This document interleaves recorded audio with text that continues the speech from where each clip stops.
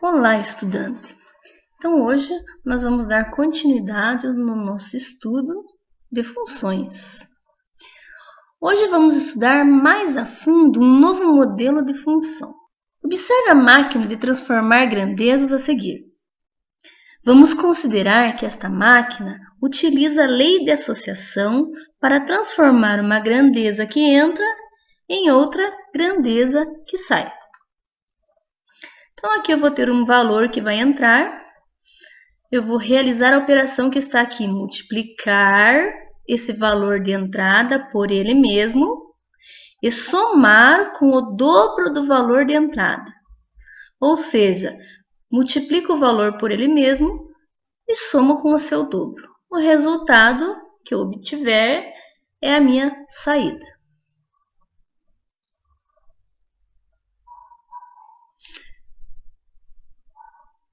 Então, você observou que cada valor eu vou multiplicar por ele mesmo e somar com o dobro. Então, por exemplo, se eu entrar com 0, a operação que eu vou realizar vai ser 0 vezes 0 mais 2 vezes 0, que vai ser igual a 0. Se eu atribuir o valor de entrada menos 1, como vai ficar a expressão? Menos 1 vezes ele mesmo. Menos 1 vezes menos 1, mais 2 vezes menos 1. Menos 1 vezes menos 1 é 1. Negativo aqui com negativo positivo, mais aqui positivo com negativo é negativo, 2 vezes 1, 2. 1 menos 2, menos 1.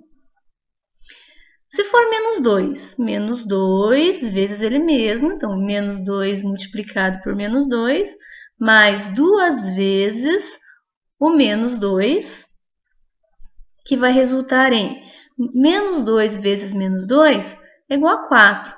Negativo com negativo fica positivo. Aqui, positivo com negativo é negativo e 2 vezes 2 é 4. 4 menos 4 é 0.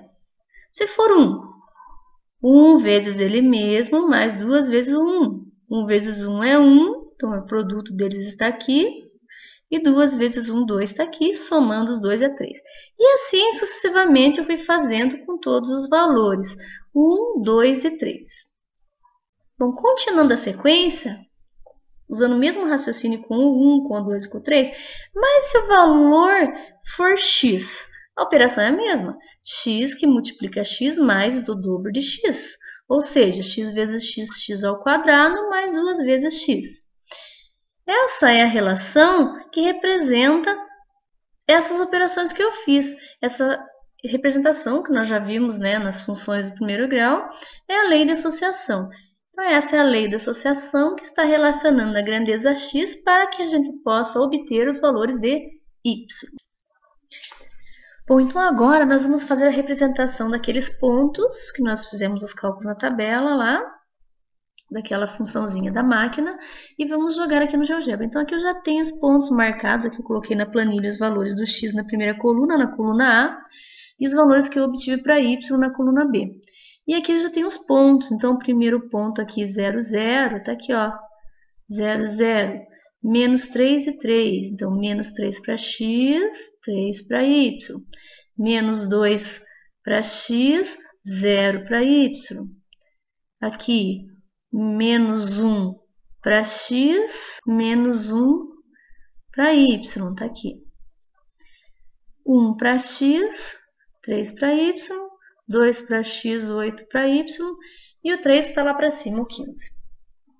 Então, o 15 ficou lá em cima, mas agora eu já vi que eu tenho todos os pontos marcados. Mas vocês já viram das aulas passadas que eu posso jogar a função aqui. Então, vamos jogar a função y igual, vou jogar lá na caixa de entrada, y igual a x ao quadrado, acento circunflexo, né? Mais 2 vezes o x. E vamos fazer o gráfico dessa função. Olha, novamente, a curva passando pelos pontos marcados. Isso é óbvio, porque esses pontos foram obtidos substituindo nessa função aqui, né? Que é essa curva que ficou com essa abertura para cima. E essa curva nós vamos estudar hoje. E essa curva tem um nome especial e o nome dela é parábola. Então, ela tem características especiais. Nós vamos estudar cada característica que ela pode possuir. Aqui eu posso observar, por exemplo, que ela corta aqui o eixo X em 2 pontos. E esses 2 pontos aqui têm nomes, né? Você observe que é o ponto C e o ponto A.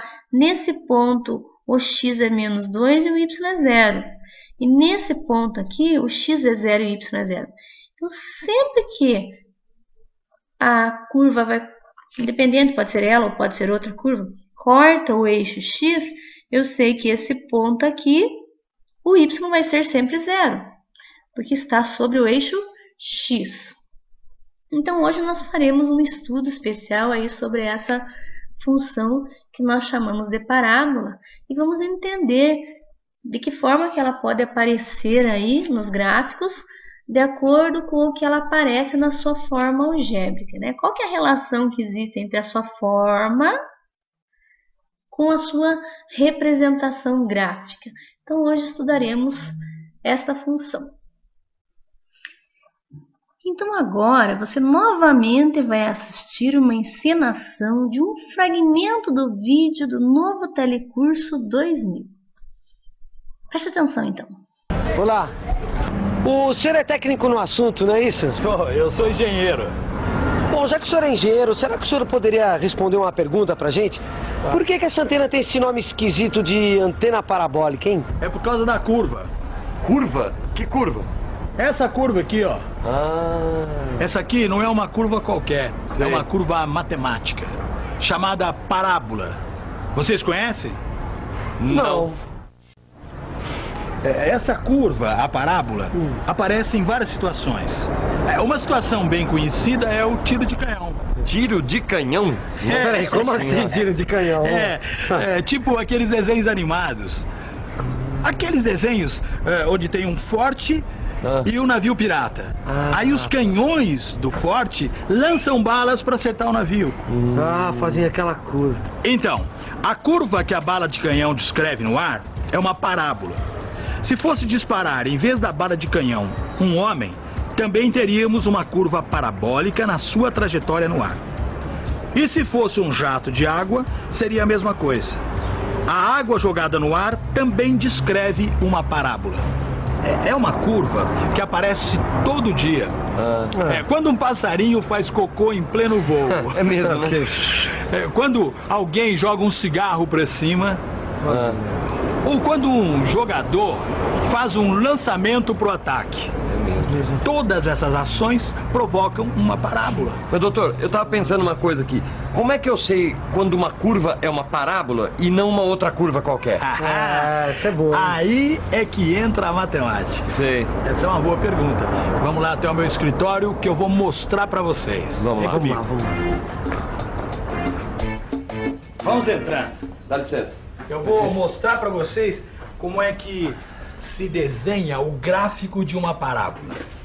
A parábola é uma curva que se obtém a partir de uma função do segundo grau. Deixa eu te dar um exemplo.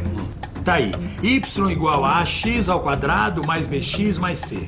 Essa é uma típica função do segundo grau. Mas as letras aqui, no caso, a, b e c, podem ser substituídas por números quaisquer. Então deixa eu dar mais uns exemplos de várias funções do segundo grau.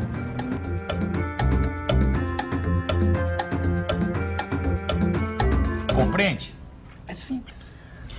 Quer dizer que sempre tem que aparecer x ao quadrado numa função de segundo grau, certo? É isso, você já está pegando o espírito da coisa.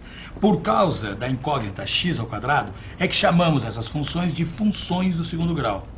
E o gráfico de uma função do segundo grau chama-se parábola. Tudo bem. Mas então agora me dá um exemplo. Como é que ficaria o gráfico dessa função, ó? Y igual a menos x ao quadrado mais 10x. Como é que ficaria o gráfico disso aí? Então, agora é com você. Você vai fazer o estudo do gráfico da função. Mas se você quiser assistir esse vídeo na íntegra, você pode acessar esse endereço que consta aí na sua tela para poder assistir o vídeo completo.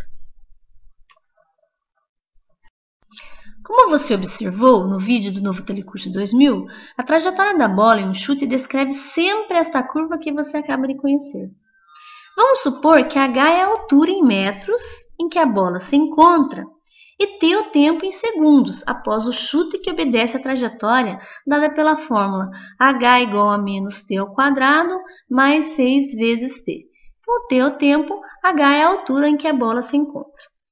Então, vamos considerar alguns valores para T. Se o tempo for zero,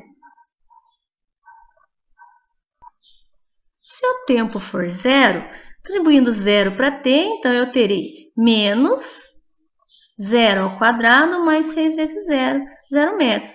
No momento inicial, né, ela não teve nenhuma altura ainda. Se o tempo for 1, então menos 1 ao quadrado mais 6 vezes 1. Observe que aqui o resultado é menos 1.